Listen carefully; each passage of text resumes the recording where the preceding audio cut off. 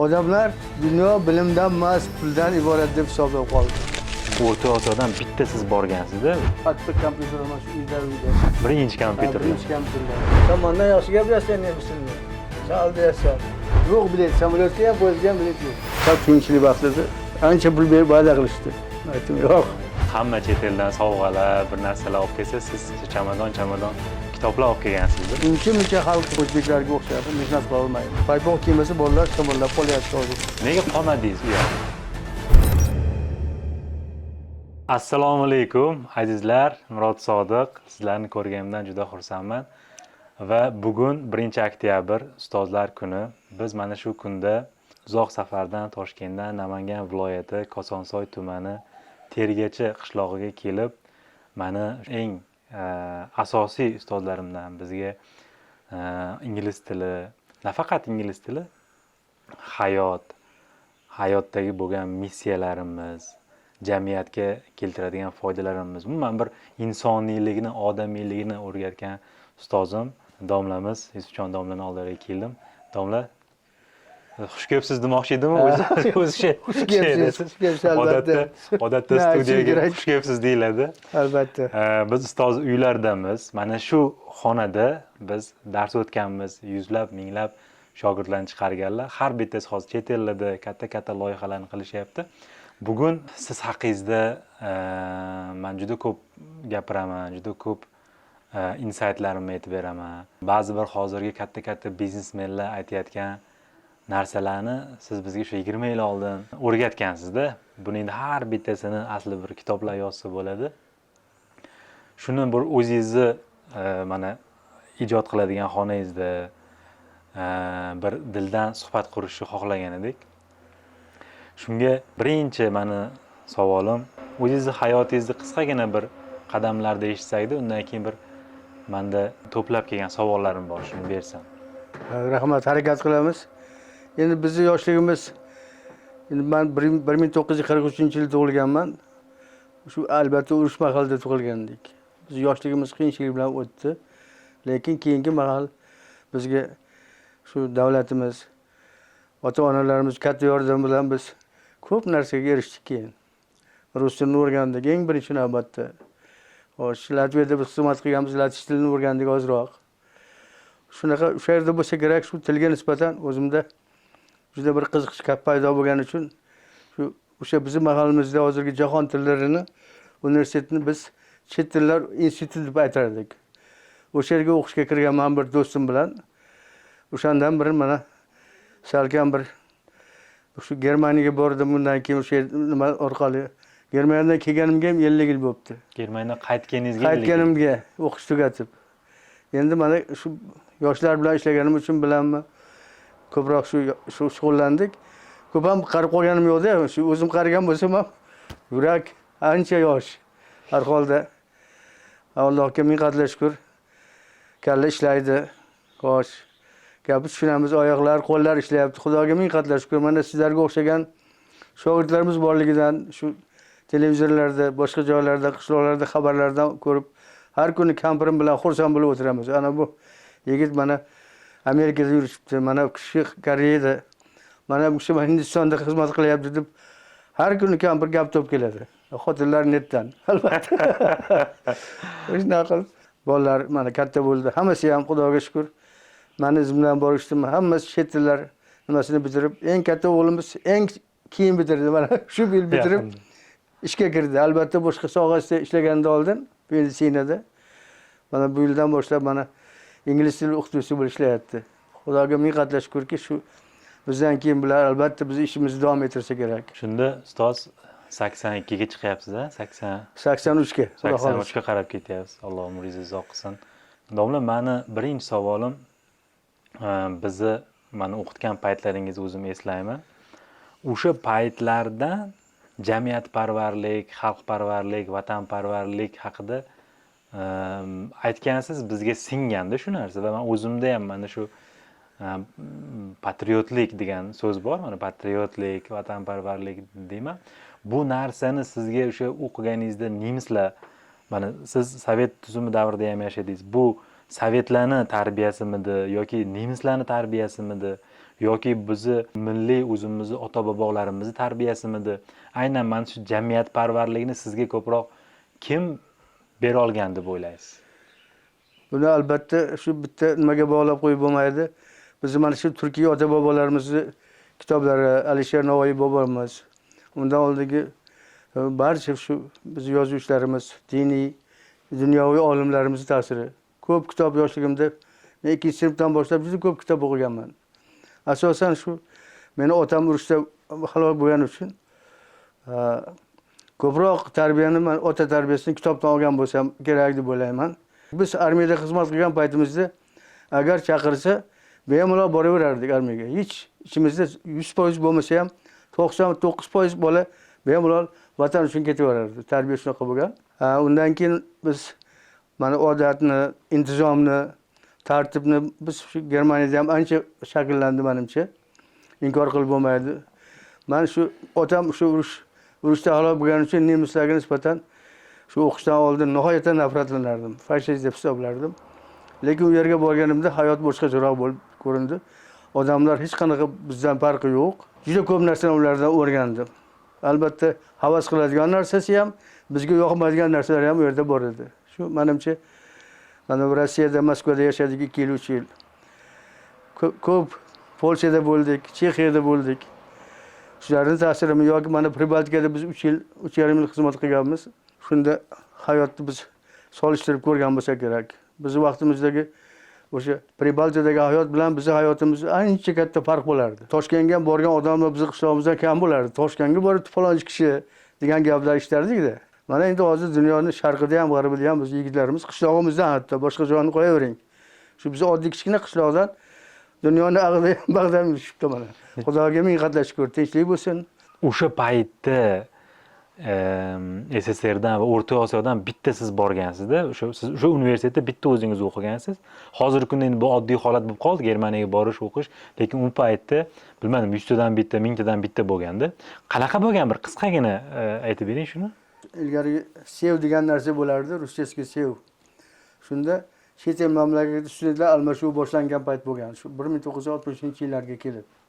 Sovet Ittifoqi va boshqa sotsialistik mamlakatlar orasida. Shunda tanlov bo'lgan O'rta Osiyo bo'yicha. Tanlovda boshqa universitetlardan ham nima qilishgan? Biz shu o'rtada yozish, boshqa o'qishlar, gapirish bo'yicha shu birinchi o'rinni olganmiz o'sha yerda. Birinchi o'rinni olgandan keyin o'sha nimaga Oliy Sovetga chaqirishgan meni. Shu Yodgora Nasriddinova o'shanda Oliy Sovetni raisi bo'lganlar. O'shanda yangi bino qurilgan shu baland bino Toshkentda. Bordim. Bu yerda meni haligi terexanetillar kuzatib olib chiqishdi Yodgora Nasriddinovani oldiga. O'sha mutaxassis nemis tili bo'yicha kishi bor ekan. U kishiga aytdilarki, derazadan tashqariga qarab, shu buni tekshirib ko'ring bu kishindiki, u kishi savol berdilar, shu savol javoblarda qoniqdilar shekilli, yaxshi ekan dedilar. Keyin u kishi aytdilarki, o'g'lim, sen albatta O'zbekistondan vakil bo'lib ketyapsan, birinchilardan bo'lib. Sen o'zingni qanday yerda tutsang, qanday o'qisang, demak o'zbek xalqi haqida, o'zbek xalqi haqida, O'zbekiston haqida ularda ijobiy nima xulosa paydo bo'ladi. Agar sen yomon bo'lsang, albatta o'zbek xalqi, O'zbekiston yomon bo'ladi o'g'lim deb. Albatta sen yaxshi o'qigin, albatta men seni Xudo xolasa kutib olaman deb shunaqa dedilar. O'sha narsa yuragimga o'rnab qolgan. Chunki bir kichkina chekkana qishloqdan borgan odam bilan Oliy Sovetlar raisi muloqot qilishi o'sha mahalda kutilmagan bir aqlga sig'maydigan bir voqea bo'lgandi. Shuning uchun men juda qattiq ta'sirlangan bo'lsam kerak. Keyin shundan keyin meni jo'natishdi. Moskvada biz 10 kun o'sha yerda bizni tayyorlashdi. Qanaqa qilib chet elda yurish kerak boshqa. Keyin borsam, albatta meni sheriklarim u yerga borganlik 3 oy bo'lgan ekan. Men keyinroq boribman. Shunda Karl-Marx-Shtat degan shaharga bordik. U yerda 1 oy turgandan keyin u yerda darslar xuddi bizdagiga o'xshab oktyabrda boshlanar ekan. Chunki Leipzig shahrida o'sha Messe degan narsa yarmarka bo'lar ekan, kuzda, bahorda. O'sha kuzdagi yarmarkaga to'g'ri kelib qolganim uchun mehmonlarga joy bo'shatish uchun darslar kechroq bo'lar ekan. Xullas kirdik biz, imtihon bo'lmadi-da, savol-javob bo'ldi bu yerda. Shu birinchi kursni bitirganimiz uchun birinchi kursni bitirganlar birinchi kursdan, ikkinchi bitirganlar ham bordi oramizda, ular ikkinchi kursdan boshlashdi. Albatta juda qiynaldim men. Chunki juda ko'p so'zlarni bilmayman. nemischa, o'zbekcha lug'atlar hali unchalik rivojlanmagan. Rus tilini ham unchalik men mukammal bilmaganim uchun Haydar sheriklarimdan so'rab yordam olib, ulardan o'rgandim. Ba'zan ular bor deb menga halik qilishardi. O'shanda keyin oraga turkcha, almoncha, turkcha lug'atga oraga kirdi. Chunki bizni yotoqxonamizdan bir 500 metr naryoqda Germaniyada eng katta kutubxona bor edi. O'sha Leipzig shahrida. Ana shu kutubxonada biz o'sha yerdan panoh topib, o'sha yerdan lug'atdan foydalanib. Hatto rus bolalar, ya'ni boshqa bolalar ruscha gaplashadi, yo'llarini qo'y Yusuf. Endi sen nemischa gaplashaver, chunki ikkinchi til o'rganganda birinchi til qandaydir xalaqit bo'lar ekan. Rus tilida gapira olmay qoldim men o'sha yerda. Shunaqa bo'lganman hayotimda. Keyin o'sha yerda har holda yaxshi o'qidim shekilli. 3-kursdan boshlab bizga shu muzeylar bo'yicha nimaga ekskurs qilib tanlashgan. Shu nemislarni olib yurdim. Bir kun bir qiz hamma tarqagandan ham ketmadi, bir ayol kishi. Kelib oldimga, sen kimsan sen? Men aytdim, shunaqa o'zbekman. Shu Sovet ittifoqidan. Yo'q, sen mendan yaxshi gaplasang nemis tilini. Sen aldayapsan. Demoqchimanki, nemis tilini shu yurtida o'rgansa, qanday til bo'lsin, xitoy tilimi, nemis tilimi, boshqa tilmi? Mana shu yaxshi o'rgansa bo'lar ekan harakat qilgan odamga. Endi delegatsiya biz haligi bilan bolalarimizni rosa zo'r o'rgatamiz degan umidlar bilan kelganda, lekin hali aytdim-ku boshda. Shu qiyinchilik bo'ldi haligi kitoblardan, boshqalardan. Keyin xullas shusa bitirib muvaffaqiyatli tugatdik ko'pchilik qatori. Endi keladigan paytimizda biz 3 oylik nimani stipendiyani o'sha yerda olardik. Bizga stipendiyani o'sha nemislarga nisbatan 3 barobar ko'proq berishgan. Siyosat bo'lsa kerak. Endi biz kitoblarni olib, yashkalarga solib qo'ydik, pul tugagan. Biletga olib qo'yganmiz, bilet yo'q lekin. 2 oygacha majbur, hech kim yo'q, sheylar ketgan. Nima qilish kerak? Yo'q bilet, samolyotga ham, poyezdga ham bilet yo'q. Kim bir joyda ishlashga qaror qildim. Shu yangi kompyuter nima chiqqan. Katta kompyuterlar shu uyda. Birinchi kompyuterlar. Keyin bir hafta meni o'rgatishdi. Hammasi ayol. Korxonada ayol ekan. Endi hisoblab boraman deb hisobladigan narsa ekan. Bitta xato qilsa hammasi uchib ketaveradi. Xullas 6 kun shunaqa bo'ldi. Men aytdim, yig'laverам deymanda, xotirlardan uyalib. Men aytdim 7-kuni agar shugina xato qilsam bormayman deb, keyin yo'q o'rganib oldim keyin. Haligini. Keyin 3 oyga nima qildik biz? Kontrakt. Keyin bir oy o'tgandan keyin bir mahal kirdim. Bir og'zimdan bir yolg'on chiqib ketgan ekan. Meni tug'ilgan kunim palonchi kun devorman. Aslida boshqa kun. Bu qulog'ida qolgan ekan. Kirsam hamma g'alati qaraydi menga. 20 ta xotinda endi, hammasi kompyuter. Keyin hayron bo'ldim. Keyin hammasi kelib quloqdan tortadi ular. Yaqilib, nemislarda shunaqa odat bor ekan. Yani hoch sollst du leben degan narsasi borligi. Nemislarda shunaqa nima aytadi, haligi bizda happy birthday deb aytdi shunaqa. Keyin ana qancha sovg'a. Endi bir oy ishlaganimdan keyin bir vaqtda bilet bo'lib qoldi-ku. O'sha oyga kontrakt qilganmiz. Keyin men aytdim, endi nima qilaman endi? Sen pulni oldindan berib qo'yishgan 1,5 oyligini. Qachon beraymi desam, yo'q ketaver. Sen uninga biz ishlab qo'yamiz. Nemislar juda xursand bo'lganmiz. Endi Moskvaga kelib tushdimda, cho'ntagimda 3 so'm pulim bor xolos. Baqa samolyotga kelish kerak, 50 so'm turadi samolyot. Hayron bo'lib tursam, orqamga bir kishi qo'lini qo'ydi-da, nima qarasam, men bilan birga o'qigan Natasha degan ukrainalik qiz. Mana shunaqa ahvol desamki, haligi qiz menga 100 so'm pul berdi. 100 so'm endi katta pul mahalda. Men aytdim, endi borib ishlab, ish haqimdan keyin jo'nataman senga. İşga kirdim, pul topdim, 3 oydan keyin yubordim keyin. Qaytib keldi. Yo'q. Adresi yo'q. Yana bir 5 oydan keyin yana yubordim. 3 marta qaytib keldi, shu bilan shu qizni topa olmadim. Hali ham bo'ynimda o'sha Ukraina qizi qarzi qolgan. Shunaqa voqealar bo'lganda, kelib keyin ular ministrlikda, SSR ministrligi, Ma'ruf ministrligidan xohlagan joyda ishlashing mumkin. Moskvada mayli. Men aytdim, O'zbekistonda ishlayman. Chunki o'zbeklar bilan yuborgan. Haligi Nasriddinov ayani gapi esimda. Qaytib kelib keyin Bu yerda ham so'rashdi, universitetda ishlaysanmi, yo'qmi? Men aytdim, yo'q, o'sha o'zimiz chet tillar institutida ishlayman. Nemis tili fakultetida. Mana shunday qilib o'sha yerda 1 yil ishladim.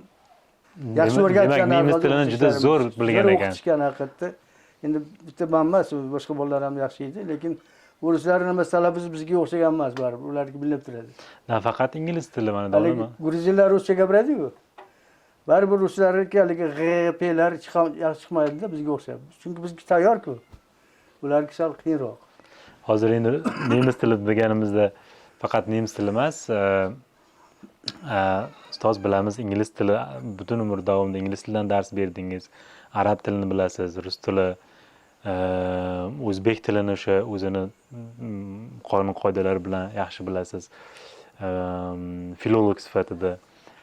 Qanaqa qilib shuncha tilni qiyin emasmi demoqchiman, hozirgacha shuni saqlab o'rganib turish. Endi chunki men o'shan hali biror marta hali qoldirmadim-da. Hozir ham ba'zi aytaman. Hozir ham kitob o'qiysiz. Kitob o'qib turuvdim bolalar kelganda. Shu katta roman jo'natishgan ekan, tanishim nemis. Bitta boladan beraveribdi. Endi o'shani o'qib o'tiruvdim. Hali vaqt o'ldirish uchun.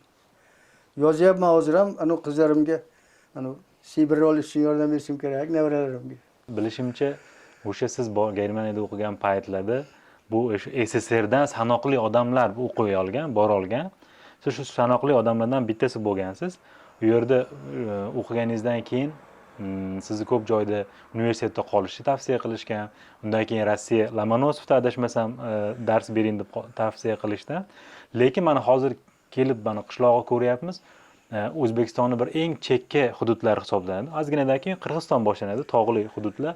Hatto hozir mana podkastimiz uchun bir internetga ham qiynalyapmiz. Ya'ni internet ham yetib kelmagan joylarda sizni nima majbur qildiki, mana hozirgi 10 ta yoshdan 9 tasi chet elga boraman, chet elda o'qiyman va o'qigandan keyin 9 tadan 9 tasi balki qolib ketayotgan holatlar ham bo'lyapti-da. Ya'ni hayotda yaxshiligi boshqa ma'noda. O'sha paytda ham Germaniyalar bizning hududlarga nisbatan rivojlangan bo'lgan. Qanaqa kuch bor ediki, qaytib keldingiz? Nega qolmadingiz u yoqda? Men shu nimaga jo'nayotgan paytimda o'sha biz birinchi katta guruhlardan eng birinchi biz bo'lganmiz. 32 kishi bo'lgan Sovet ittifoqidan. Shuning ichida bittagina men O'rta Osiyodan bitta o'zim bo'lganman. O'rta Osiyodan bitta. O'rta Osiyodan hech kim bo'lmagan. Shu men oxiri bitirish yillarimdan keyin Turkmanistondan, Tojikistondan borishdi. Undan oldin yo'q edi hech kim. Biz universitetda, endi boshqa joy bilmadim. O'qishni bitirganimizdan keyin Moskvada keyin xohlagan joyda ishlash imkoniyatini berishdi. Men aytdim, o'zimdan Toshkentda ham shu universitet, bittagina universitet bo'lardi unda, O'zbekiston bo'yicha. Shu yerda ham ishlasam bo'lardi, lekin o'zimning domlalarim, o'qituvchilarim bo'lgani uchun chet tillar institutini tanlaganman. Shu yerda ishladim 1 yil. Keyin domlarim aytdi, sen Germaniyada birinchi o'qib kelgansan, biliming kuchli deb aspiranturaga yuborishgan. Stajyer o'qituvchi bo'lib, keyin Moskva o'sha Lomonosov universitetiga bordik. Yuborishdi o'sha yerga. O'sha yerda 1 yil ishladim. Ham o'qidim, ham o'qituvchilik qildim. Stajyer o'qituvchi bo'lib, bir nemis tili bilan o'sha nemis tili praktik nemis tili degan fandan ikkovimiz shu damdama bo'lib, navbati bilan dars berdik o'shanda 1 yil. Keyin bizda oilaviy ahvolimiz otam o'tib qoldilar. 4 ta singlim qoldi qishloqda. Menda qarindosh urug'larim ham unchalik o'zlariga to'q bo'lmagani uchun o'ylab oxiri 4 ta singlim bor edi. Ularni tashlab qo'yish iloji yo'q. Faqatgina bitta o'g'il bo'lganim uchun shu qaytib kelishga keyin majbur bo'lganman. Shu qaroringizdan afsuslanasizmi? Yo'q. To'g'ri oldin bitta ikkita tanishlarim, boshqalar, sen o'rningda bo'lganimda unday qilardim, bunday qilardim deyishdi. Lekin men hozir ham hech afsus qilayotganim yo'q. Chunki 4 ta singlim ham baxtli, Xudoga shukr. Bola chaqalik. Mana bolalarim, farzandlarim aqlli bo'lib yonimda yurishibdi. Bundan xursand bo'laman. Chunki shu men haligi nima qilgan o'quvchilarim bor. Sinf rahbari bo'lgan o'zimiz maktabda. Bilmadim qandaydir boshqalar qatori dars berganmiz. O'zini otasi hisoblashadi hozir ham. Har yangi yilda ular kelishadi. Mana hozir ular ham o'z pensiyaga chiqib qoldi qizlarimiz. O'quvchilaringiz pensiyaga chiqdi. O'quvchilarim chiqib qolishdi, baribir ular ham yangi yilni birga o'tkazamiz ko'pincha. Mashalloh. Rahmat. Mana shunaqa qilib qaytib kelishga sabab ana shu birinchi shu Sovet ittifoqidagi vatanparvarlik nimasi, kitoblar, keyin oilaviy nimamiz ham shunga ta'sir qilgan bo'lsa kerak. Shuning uchun shu yerda qolib ketdim. Lekin qolganimda afsuslanmayman, Xudoga shukr. Mana pedagog shuncha shogirdlarni chiqarishga Xudo she'ra qoldirgan bo'lsa ham ajab emas. domla mana juda ham bir aslida bir sharafli holatda shu Germaniyada qolish imkoniyatingiz bo'lib turib Bo'lgan. qolmadingiz. Moskvada bo'lgan. Moskva Lomonosov eng katta universitetlardan biri. U yerda qolmadingiz yoki Toshkentning o'zida ham mana qolmadingiz-da, mana shu qishloqqa keldingiz. Qayerda ish bor bu yerda? Qayerda ishladingiz va qanaqa qabul qilishdi bu yerda? Bu yerda to'g'ri mana haligi sal bilimga qiziqqan ba'zi bir o'qituvchilar juda hurmat bilan qarshi olishdi. O'zimizning qishlog'imizda maktab band bo'lgani uchun 22-maktabdan Chikalib degan joyda shu yerda ish boshlaganman birinchi. Ular juda hurmat qilishardi meni, albatta. Ko'plari meni hali hazillashib nemisam deyishardi. Endi lekin oddiy xalqimiz ko'p ham farqi yo'q edi lekin. Ana qayda o'qigan. Maktabdagi haligi rahbariyat ham unchalik bega kelganimizdan keyin ko'p ham e'tibor berishmagan. Chunki endi ko'plari oddiygina shu Chusagal nimani bitirib kelgan kishilar rahbar bo'lgan. Kitob o'qimagan ko'pi. Men har bir ota-onalar maylisida og'aynilar kitob olaylik, bolalarga kitob desam, hamma meni ustimdan kulib o'tirishardi maylislarda. Bu domla sal tomi ketib qolganmi deyishib. Endi kim biladi shunaqa deb juda ko'p targ'ibot qilganman, lekin odamlar kitob nima qilishmagan. Keyin yana bitta narsa kitob to'g'risida. Men o'sha mahalda juda ham bir qadimiy mana bu Injil kitobini sotib olgandim o'sha yerda. Bir kishi menga sotmaganman, bir qari kampir menga sovg'a qildi. Chunki biz darsda shu Injilni o'tishimiz kerak edi. Adabiyot tushunish uchun, san'atni tushunish uchun albatta undan ma'lumot olmasangiz uni tushunib bo'lmaysiz. G'arb adabiyotini, g'arb san'atini tushunish qiyin. O'shani olib keldi, shu Namangandan bir kishi kelgan ekan, Ishbilarmon bo'lsa kerak, kitob eshitgan ekan kimdandir. Biror kishi aytganmi? O'sha mahalda sal qiyinchilik vaqtida ancha pul berib va'da qilishdi. Aytdim, yo'q. O'sha kitob turibdi, xayriyat, hali ham. Sizga sovg'a qiling. 200 yildan oshgan, 250 yil qoldi. Katta kitob. O'sha mahalda 7,5 kilo edi og'irligi. Kitob haqida gapirganingizga esimga tushib ketdi. O'zingiz ko'p aytib bergansiz. Hamma chet eldan sovg'alar, bir narsalar olib kelsa, siz chamadon kitoblar olib kelgansiz-da. Qanaqa qabul qilgan odamlar deyman-da mana shu narsalarni. To'g'ri, men bir do'stim bor edi. Men kitoblarni shu olib kelman, nima qo'shadi Germaniyadan nima qilib, yashiqlarga solib hammasini ro'yxati bilan 2 xil 3 xil o'sha mahalda tekshiruv qattiq bo'lgan chegarada. Keyin yetib kelgan keyin.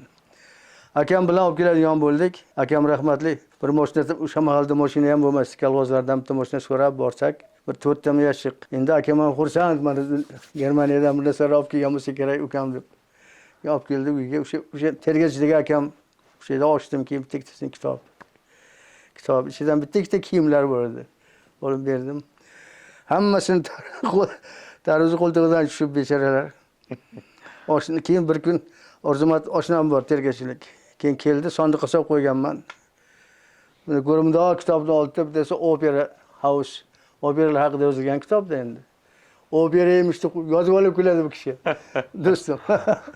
O'sha mahalda aytyapman-ku, bunaqa haligi ancha biz G'arbiy Yevropa, umuman Yevropadan bizni joylarimiz ancha bizni qishloqlar farqi juda katta edi. Odamlar hali teatr nimaligini qishloqdan ko'rmagan. Juda ko'pchilik ko'rmagan. O'zimiz ham ko'rmagandik o'shangacha. Biz u yerda bizni nimamiz fakultetimiz nomi Germanistika va madaniyat fanlari bo'lgan. Biz musiqani Schubert, Tchaikovsky, boshqa haligi g'arbiy nimalar skamnasini rassomlarga shu muzeylarga borardik, o'zim muzeyga olib yurgan odamlar. San'at madaniyatlarini ham o'rgatdim. 3-kursda o'zim yetakchi bo'lib ekskursovod deydi buni. Muzeyda olib yursam, nemislar orqamdan yurardi. Endi bizni fakultetimiz shunaqa edi. O'shaning uchun juda men bilan nima juda qiynaldim bir 3-4 yil. Bu yoqqa o'rganishga. O'rganishga hali odamlar tushunadigan odam yo'q. Men keyin universitetga taklif qilishdi bu yerda. Institutga, Namanganga. Rahmatli Tursunboy akam o'sha yerda ishlardilar. Bir kun uyga kelib ketdik dedilar. Borishga ilojim yo'q, chunki transport chatoq. Bu yerda yashashga imkoniyat yo'q. Oylik 125 so'm xolos. Men qishloqda 300 so'm olaman.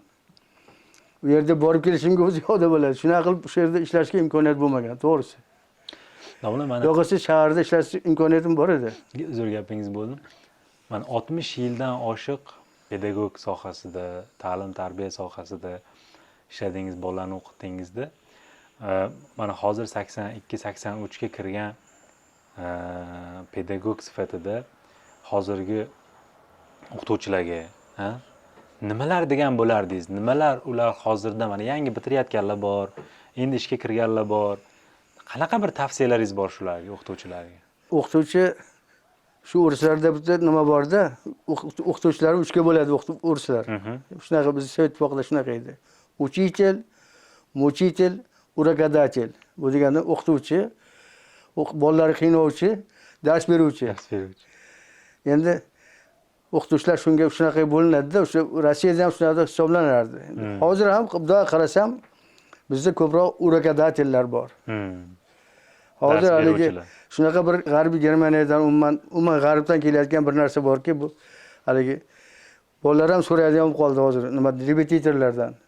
Sizni nimangiz C1 mi, C2 mi? Darajangiz. Aslida C1 darajani olgan bola bilan gaplashib bo'lmaydi, bilmaydi gapirishni. Shu ma'lum yodlab olgan narsani biladi. Endi hozir bilmayman qanaqa siyosat bo'lyapti. Endi siyosatga aralashib bo'lmaydi. Katta o'qituvchilar chiqarib o'shalarni darsga kirgizsa, qanaqa bo'lar ekan? Menimcha o'qituvchi yarim Allohdan bir narsa yuqish kerak o'qituvchi bo'lish uchun. Endi hammaga bo'lmasa ham, ko'pchilikka. Bir bolani yaxshi ko'rish kerak, birinchi navbatda. Endi oylik uchun emas, mana shu ishga qiziq bo'lsa odam qaramaydi-da, menimcha shunaqa. Xohlagan ishga ham odam shunga qiziqsa, shu kechroq qaraydi shekilli. Men shunaqa deb hisoblayman. Bu qanaqa soha bo'lishidan qat'iy nazar inson o'zini ishiga hurmat bilan qarash kerak, shunga qiziqqan ishini qilish kerak hayotda. Lekin hammaga ham bu narsa nasib qilmas ekan, kimdir pul uchun ishlaydi, kimdir boshqa narsa uchun ishlaydi. Shuning uchun ular uchun qiyin deb o'ylayman. Men maktabda sira ham charchamasdim.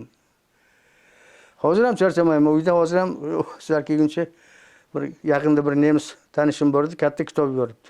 Bu shuncha keladi hozir, o'shani o'qib o'tirdim. Domla, uzr, ko'p vaqtingizni olyapti. Mana qisqaroq qilaman savolni. Yana mana juda ko'pchilik hozir yoshlar ta'lim tarbiyaga e'tibor beryapti, o'qiyapti. Lekin men nazarimda bilimli bo'lish, aqlli bo'lishdan ham muhimroq imtihondan o'tish, IELTS olish, ana ingliz tilini o'rganish muhimmi, IELTS olishmi? IELTS olish muhimga o'xshab qolyapti-da. Haligi balki bu shu bozor iqtisodiyotining talabi ham bo'lishi mumkin. Shu nuqtai nazardan mana siz 60 yildan oshiq pedagog sifatida mana hozir o'qituvchilarga haqida gapirdik. Endi o'quvchilarga nimalar bir aytgan bo'lardingiz, nima maslahatlar bergan bo'lardingiz? Endi albatta mening nazarimda o'qituvchi biroz artist bo'lish kerak-da. O'qituvchi birinchi. O'sha nimani bolani nimasini jalb qilish uchun baribir o'qituvchi kerak bo'lsa bir qo'shiq ham aytib borish kerak. Chiqilib qandaydir o'ziga jalb qila olish kerak-da bolani birinchidan. Shunda o'sha sho'x bolalar ham menimcha o'shalar tilini topish kerak. Bu o'qituvchi birinchi bolalari tilini. 4 ta bola sal sho'xroq, boshqasi bundayroq. O'shanga alohida o'shaning tilini topib gaplashsa, menimcha yaxshi bo'ladi. Biz shunga harakat qilganmiz, qanchalik endi bizga bu erishganmiz shu narsaga har holda. Hozirgi bolalar siz aytmoqchi, asosan mana shu iqtisodiy nimaga qarab ketishyapti-da. Shu kirib ilgari biz maktabga kirib qanday dars berar ekanmiz? Qandaydir bir haligi bo'lardi darsga kirishdan oldin. Qandaydir xuddi artist sahnaga chiqqanda sal birinchi kunlarda, ikkinchi kunlarda nima bo'ladi-ku?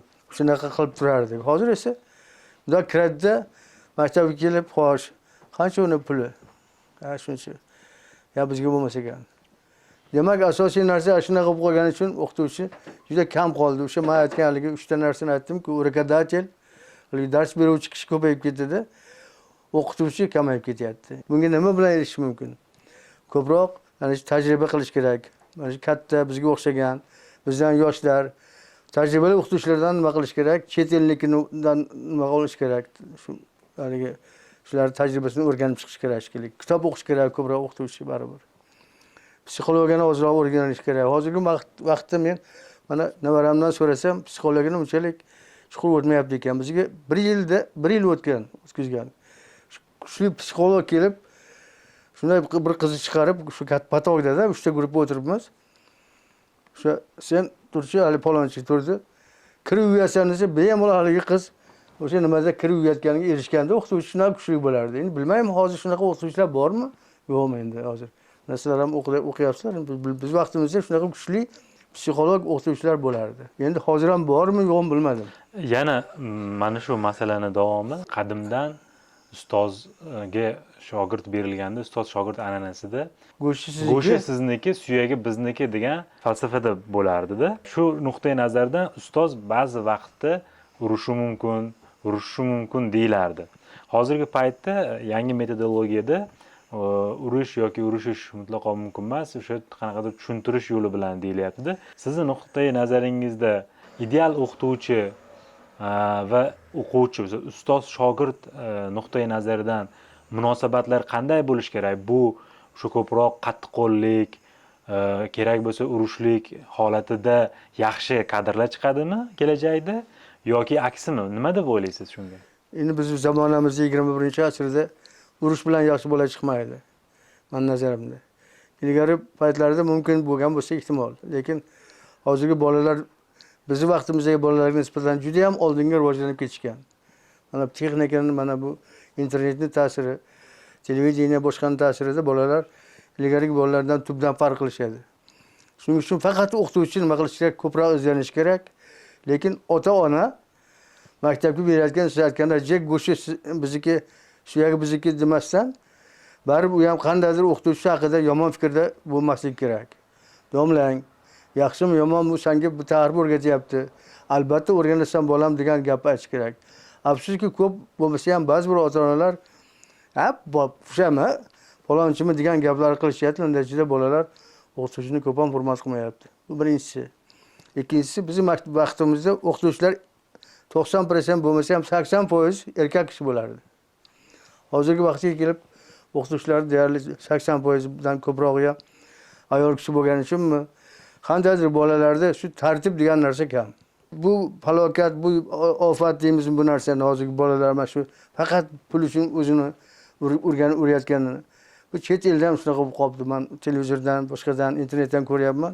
Ular ham shu bizga o'xshab nima hasad qilishyapti. Bolalar ilgarigi bolalar emas. Shuning uchun mana bu narsaning ta'siri, bir vaqtda televizor haqida gapirganmiz. Televizor buzyapti deb. Internetga ham odamlar o'rganadi. Mana mashinaga o'rgandik-ku, ko'zlarimiz so'yadi. Bolalar bundan yangi narsani izlab qoladi. O'qituvchi o'sha boladan orqada qolmaslik kerak baribir. Aytayapman, meni yoshimdagi odamlar masalan nimani telefonini ham yaxshi bilmaydi hozir. Bu haligi nimani bosish ag'da tursin. Demak, o'qituvchi doim izlanish, u bolalardan orqada qolmaslik kerak. Shunda yaxshi bo'ladi. Mana bola haqida gapirdik. Bolalardan orqada qolmaslik kerak. Ustoz, bola haqida gapirdik. Mana bola tarbiyasida hozirgi kunda mana shahar joylarda yashayotgan nimalarda ko'proq yoki qishloqlarda ham shu ota-onaga bo'ysunmaslik, erkatoyirlik, ya'ni boyi bolasi bo'lib qolishlik. Umuman biz nima qilsak, ota sifatida, ona sifatida, o'qituvchi sifatida tarbiya nuqtai nazaridan bolaga qanaqa tarbiyalasak, qanaqa yondoshsak, o'sha haqiqiy millatiga, xalqiga xizmat qiladigan zabardast, yetuk zotlar chiqadi. Bu erkalashmi ko'proq? Mana misol uchun mana Amerikada bolani umuman urish mumkin emas, hatto ota-onasi tomonidan hamda. Ya'ni sizning nuqtai nazaringizdan qaysi biri eng maqbuli? Zamon senga boqmasa, sen zamonga boq degan. Demak, biz 21-asrda yashayapmizmi? Internet, barcha narsalar bormi? Demak, buni hisobga olgan holda bolani birinchi mehnatga o'rgatish kerak. Oiladan kelib chiqadi birinchi. Bolani mehnatga o'rgatish kerak. Bola kamchilikka ham sal chidaydigan bo'lish kerak. Bolaga jismoniy narsani ota-ona berish kerak, birinchisini, jismoniy tarbiyani. Har holda deb ish qildiravermasdan qandaydir fizkultura, mana shu nimani muskullari qanaqa nima qilish kerak degan narsaga e'tibor berish kerak. Men bolalarimni shu yoshligidan yalang'oyoq qilib qishda yugurtirganman, o'zim ham yugurganman. Endi hozir shunaqa qiladigan ota-onalar yo'q. Hozir paypoq kiymasa bolalar shamollab qolyapti hozir katta odamlar ham. Bilmayman, hozirgi nimalarimiz yeyotgan biz oziq-ovqatlarimiz ham ko'pi anaqa gen injeneriya bo'lib ketishi shekilli. O'shandanmi yoki boshqadanmi? Jismoniy bolalar mehnat qilmay qo'ydi. Men odamlar ilgari so'rashardi, qishloqda bunda o'tsak, assalomu alaykum deyishardi, qalay? Yo'q, hozir ko'rmaydi ham ba'zan. Xotinlar ham ishga ketyapti. bas to'xtab shundaga keyinroq shuni ta'siri bo'lsa kerak. Odamlar dunyo bilimdan emas, puldan iborat deb hisoblab qoldi. Buni albatta buni zo'rlik bilan, buyruq bilan o'zgartirib bo'lmaydi.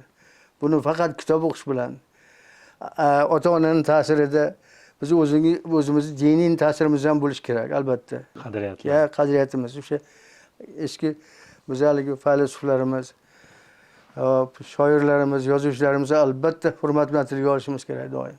Yashang. Shunda yaxshi bo'lsa kerak. Yashang domla, mana 20 yosh o'zingizga nima maslahat bergan bo'lardingiz agar siz yana hozirgi 20 yosh bo'lib qolsangiz, yana hayotingizni qanaqa qilgan bo'lardingiz? Balki boshqacharoq bo'lgan bo'larmidi? Albatta, agar men shu yosh bo'lib qolganimda endi buning iloji yo'q. Agar shunaqa bir mo'jiza bo'lganda edi, men birinchi bas texnikaviy fanlarni o'qigan bo'lardim. Aniq fanlar, matematika, fizika, boshqa narsani. Chunki men bolalarimga, nabiralarimga aytaman, o'g'illarim, qizim, qiz bola uchun boshqa bir hunar, tikadigan bir narsa, o'g'il bola uchun boshqa hunar. Chunki aytishganki, yigit kishiga 40 ta hunar oz. Albatta bu hozir biz zamonamizda texnika asrida albatta aniq fanlarni bilmasa bo'lmas ekan. Shuning uchun bolalarimizga maslahat beraman. O'zimizni bolalarga ham, nabiralarimdan kelib chiqadigan bo'lsam, o'g'illarim albatta matematika o'rgan. Matematikaga o'zi repetitorga beryapmiz. Hammani beraman, nechta bo'lsa.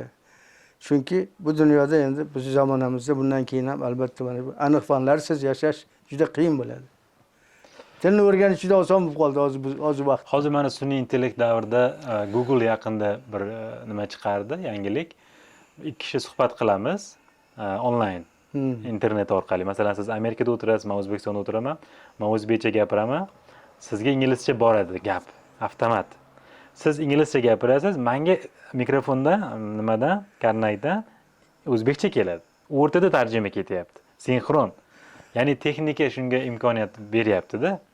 Siz bilan o'zi qancha gaplashsak kam, men juda ko'p savollarim bor, lekin vaqt oliy hakam. Suhbatimiz so'ngida mana shu videoyimizni ko'radigan hammaga, barchaga, shogirdlaringizdir, o'quvchilar, bizni muxlislarimiz, hamma uchun bir oxirgi bir dildan aytadigan so'zlaringiz nima? Agar shu men o'zimning niyatlarim shundayki, birinchi olamda tinchlik bo'lsin. Ikkinchi qishloqlarimizda, oilalarimizda tinchlik bo'lsin. Agar shu tinchlik barqaror bo'ladigan bo'lsa, albatta meni shogirdlarim, mana ko'plari mana sizlarga o'xshagan yigitlarimiz, undan kattaroqlar aytaman, pensiyaga chiqib qoldi maktabdagi shogirdlarim. Shularga aytgan bo'lardimki, bolalarimizga e'tibor beraylik. Mana hozir bizga Xudoga ming qatla shukrki, ba'zan aytadiki, meni farzandlarim, dada, chet elda zo'r, chet elga borish kerak. Men aytaman, yo'q bolam. Chet elga emas, chet elda mayli hunar o'rgangin, lekin qaytib kel berga. Mana shu Xitoy ham allaqancha yil Xitoyning mana olimlari, boshqalari shu Amerikada yashab, qanchalik zo'r bo'lsa ham baribir qaytib kelishdi Xitoyga, bekorga yoki Koreyadan. Koreyaliklar qaytib kelishdi albatta. Biz o'zbeklarimiz ham baribir ma'lum zamon keladiki, ular hammasi bo'lmasa ham 90% qaytib keladi. O'sha paytda albatta menimcha bizda rivojlanish bo'ladi. Chunki men biz o'zbek xalqini nima hurmat qilaman? Biz xalqimiz nihoyatda mehnatkash. Uncha-muncha xalq biz men o'zbeklarga o'xshab, O'rta Osiyoliklarga o'xshab mehnat qila olmaydi. Men ko'ryapman, Rossiyadagi bolalar bilan gaplashib ko'raman. O'qishga ular rag'bati yo'q. Lekin bizga Xudo ming qatla shukrki, farzandlarimiz, hozir yoshlarimiz nihoyatda o'qishga rag'bati kuchli. Mayli, hozir biz aytamiz, sayozroq o'qiyapti. Boshqa fanlar, matematika ham sayoz nisbatan. Lekin sayoz bo'lsa ham o'qishga intilish juda ham kuchli. Alloh tinchlik qilsin dunyoni. Bolalarimizga, yoshlarimizga insof bersin. Ota-onalarimizga ham insof bersin, sog' bo'lishsin. Bizga shu qadimgi o'zimizni, ota-bobomiz uzumlarini biz unutmasligimiz kerak. Diniy udumlarimizni bajarishimiz kerak va albatta fanni, ilmga qattiq chanqoq bo'lishimiz kerak. Shunda albatta biz yurtimiz, qishloqlarimiz obod bo'ladi. Xudoga ming qatla shukr, mana bir qaytma surasa havas qilyapti yonimizdagi qishloqni. Kichkina ko'chasi ham asfalt bo'ldi deb. Mana sekin-sekin tinchlik ekan asfalt bo'lyapti. Xudoga ming qatla shukr. Zamonamiz tinch bo'lsin, yurtimiz obod bo'lsin, odamlarimiz bilimli bo'lsin, yoshlarimiz ayniqsa. Shuni barcha shogirdlarimizga, barcha bizni eshitadigan, ko'radigan odamlarga shuni istagan bo'lardim. Katta rahmat ustoz, fursatdan foydalanib Sizlarga katta rahmat. yana bir bor mana ustozlar kuni bilan tabriklaymiz. Umringiz uzoq bo'lsin, uzoq yil barakotli bir hayot kechirib, oilangizga tinchlik, baraka, nevara, evara, chevaralaringizni ham hali bir baxt saodatini, shogirdlaringizni baxt saodatini ko'rib yurishingizni nasib qilsin va bizlarni doimo duo qilib turishingizni istab qolamiz. Albatta, men mana shu fursatdan foydalanib mana bizni tabrikladingiz, unga katta rahmat, mana bizni eslaganingiz uchun. Shu bizga o'xshagan ayol, erkak o'qituvchilarimiz bo'lsa, yoshlari ham bo'lsa, pensiyaga chiqqanlarga hammalarini sizlarning nomlaringizdan, o'zim nomimdan o'qituvchilar bayrami bilan tabriklab, ular farzandlarimizni shu o'qitishlarida ularga sog' salomatlik istab qolgan bo'lardim barchalariga. Rahmat. Rahmat. Salomat bo'ling, rahmat. Azizlar, shuning bilan bugungi suhbatimizni yakunlaymiz.